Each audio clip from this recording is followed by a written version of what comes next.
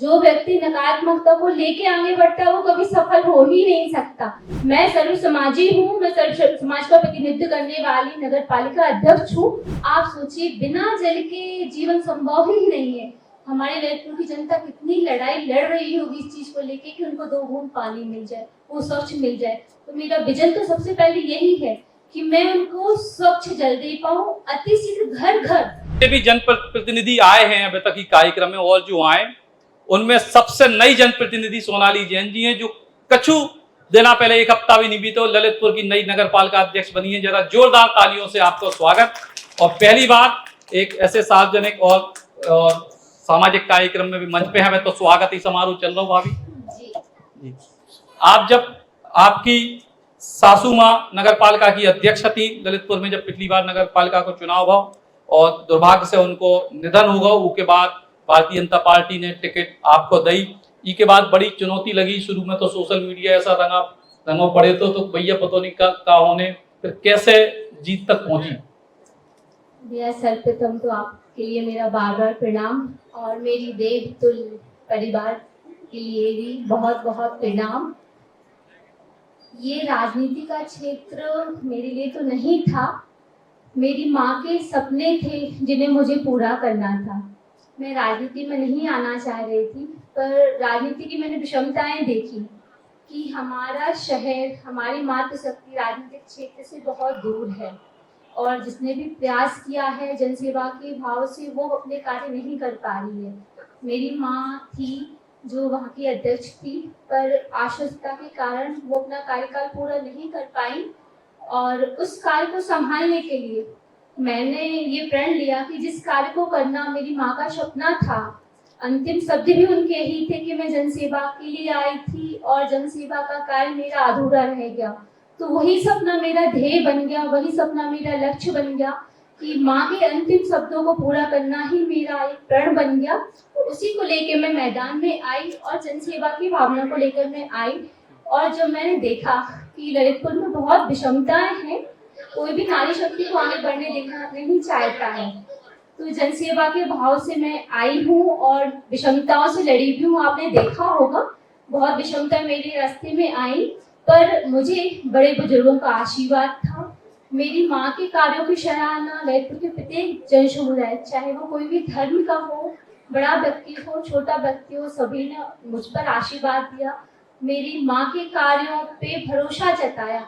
उसी भरोसे के परिणाम स्वरूप आज मुझे विजय प्राप्त हुई है और राजनीति में मुझे पुनः जनसेवा का एक मौका मिला है। इसके लिए मैं तो समस्त जनवासियों का, नगरवासियों का तहे दिल से धन्यवाद करती हूँ कि आपने मेरे सपनों को, मेरी माँ के सपनों को उड़ान दी, मुझे इस लायक समझा कि मैं अपनी माँ के सपनों को पूरा कर पाऊंगी और आपकी सेवा के भाव से जो मैं आई हूँ उन भावों को पूरा करने के लिए मैं खरी उतरूंगी। इन्हीं भाव से लेके मैं आज राजनीति के क्षेत्र में आई और माँ के सपनों को पूरा करना मेरा एकमात्र ध्येय है। मैं जनसेवा करूं, जनसेवा ही मेरी प्रथम सेवा है। जनसेवा आपकी प्रथम सेवा है, जोरदार तालियां। और एक आप गृहिणी थी और पहली बार राजनीति में आई, लेकिन अब इतना अच्छा बोलना सीख गई। 20 से 25 दिन की ट्रेनिंग लगी है, इसके पहले भी कोई ट्रेनिंग रही? ट्रेनिंग तो मेरी नहीं रही, ये मेरे आत्म अनुभव रहे हैं। माँ कार्य के लिए जाती थी, पर कुछ विषमताओं के साथ वो हर जगह नहीं जाना संभव होता था, तो उनका कार्यकाल मैं देखती भी थी। मैंने देखी अस्वस्थता के कारण को कितनी कठिनाइयों का सामना करना पड़ा लास्ट के 2-3 मंथ। तो उन विषमताओं ने मुझे ताकत दी कि नारी कमजोर नहीं है, अगर वो लाचार है तो आप उसको कमजोर मत समझिए। मैं आपको दिखाती हूँ शक्ति स्वरूपा कितनी शक्तिशाली है, वो किस हद तक कार्य कर सकती है। इसलिए इसी उद्देश्य को लेके मैं बस कार्य करने के लिए आई हूँ और वही कार्य कर रही हूँ और माँ के कार्यों को आगे बढ़ा रही हूँ। सोशल मीडिया पे जिस तरीके से शुरुआत जब वही तो बड़ी नेगेटिव कैंपेन से हुई, सोशल मीडिया पे बहुत तमाम प्रकार की चीजें, वही ललितपुर में अलग किस्म को एक माहौल भी राजनीतिक तौर पे देखने को मिले, तो उस समय कहीं लगा कि कहीं कुछ गड़बड़ तो नहीं हो जाएगी, या आश्वस्त थी आप? नहीं, मैं आश्वस्त थी, क्योंकि जो व्यक्ति नकारात्मकता को लेके आगे बढ़ता है वो कभी सफल हो ही नहीं सकता।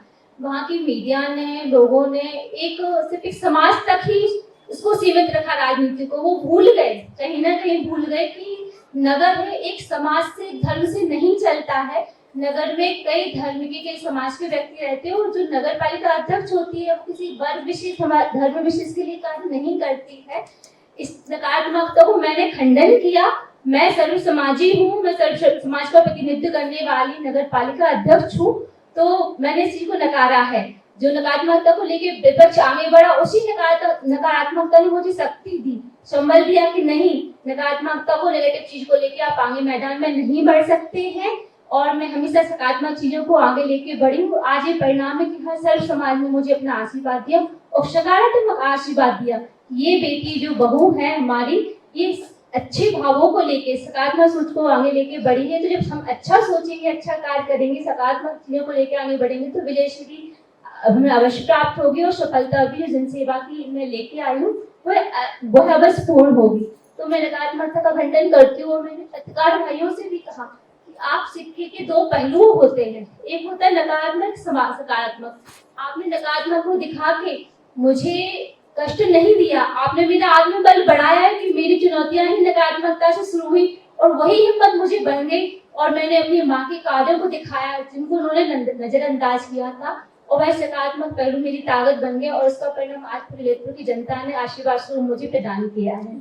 ललितपुर की जनता ने आशीर्वाद स्वरूप प्रदान किया। लेकिन जिस प्रकार से आज हम झांसी शहर को देख रहे हैं, झांसी शहर एक विकसित श्रेणी में है, पिछले 10-15 साल में बहुत बदल गया झांसी, लेकिन ललितपुर शहर अभी भी बहुत सारी जो बेसिक चीजें हैं उससे भी अभी दूर है। आप नगर पालिका अध्यक्ष हैं, आपकी अपनी सीमाएं हैं, लेकिन एक प्लानिंग, एक विजन तो कम से कम ललितपुर को दे सकती हैं, चूंकि आप भाजपा से चुनी गई है, केंद्र और प्रदेश में भाजपा की सरकार। तो किस प्रकार का विजन अब आप लेके आए कि ललितपुर एक बेहतर शहर की तरफ डेवलप हो पाए? जी, मैंने एक विजन तैयार भी किया है। पहले तो मैं ललितपुर की जो मूलभूत समस्याएं हैं, मैं उन समस्याओं का समाधान पहले करना चाहूंगी। आप देखोगे हर जगह जल की समस्या सबसे विकराल समस्या है। कुछ क्षेत्रों में, कुछ वार्डों में पानी तो है पर वो अस्वच्छ है। कुछ जगह तो आधे मोहल्ले में अगर देखा जाए तो पानी पहुंच रहा है, कुछ स्थानों पे नहीं पहुंच रहा है। आप सोचिए, बिना जल के जीवन संभव ही नहीं है। हमारे ललितपुर की जनता कितनी लड़ाई लड़ रही होगी इस चीज को लेके कि उनको 2 बूंद पानी मिल जाए, वो स्वच्छ मिल जाए। तो मेरा विजन तो सबसे पहले यही है कि मैं उनको स्वच्छ जल दे पाऊँ। अति शीघ्र घर घर नल जल योजना जो हमारी मोदी जी योगी क्रियान्वित कर रहे हैं, उस योजना को मैं क्रियान्वित करके हर घर में जल और नल को पहुंचा सकूं। तत्पश्चात जो हमारी सेकंड होती है, हमारी प्राथमिकताएं, जैसे अगर घर से बाहर निकले, पानी पी लिया, नहा लिया, पर वो पानी निकलेगा कहाँ से? या तो घर में ही रहेगा या रोड पे आएगा।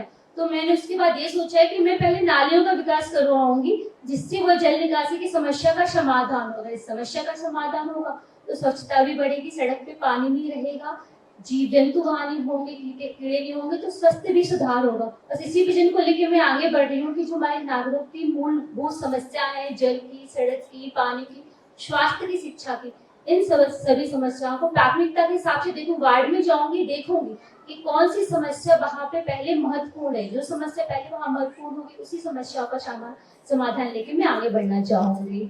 बहुत बहुत धन्यवाद। तो सोनाली जैन जी, जो चूंकि अभी नई नगर पालिका अध्यक्ष हैं, तो अभी फिलहाल उनसे उम्मीदें हैं, सवाल कम है और उम्मीद करें कि खासतौर से हमारा गृह जिला है ललितपुर, तो कम से कम जैसे झांसी खूबसूरत दिखाई दे रहा है, ऐसे खूबसूरत ललितपुर भी दिखाई दे रहा है। जी बिल्कुल, मैं तो एक स्वच्छ, सुंदर, सुनियोजित ललितपुर का उभरता हुआ चेहरा देख रही हूँ और आगामी में 2-2.5 साल तो नहीं कहूंगी, मेरा तो 1 साल का लक्ष्य है कि हमारे ललितपुर वासियों की, हमारे ललितपुर परिवार की जो समस्याएं हैं वो मैं 1 साल में ही पूरा करूं।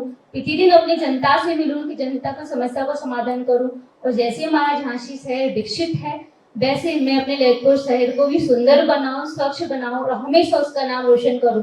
और जब भी हमारे ललितपुर का नाम आए तो सबसे ज्यादा नाम, जैसे झांसी का नाम लिया जाता है तो हमारी वीरांगना रानी लक्ष्मीबाई को लेकर याद किया जाता है, और जैसे अब ललितपुर का नाम लिया जाए तो मेरी माँ को लेकर याद किया जाए कि एक वो ऐसी अध्यक्ष थी जिन्होंने ललितपुर को एक विकास के नए आयाम तक पहुंचाया है और उनकी बहू ने अपने अधूरे कार्य को दृढ़ संकल्प से पूरा किया है। बहुत बहुत धन्यवाद सोनाली जैन जी, जोरदार तालियां आपके लिए।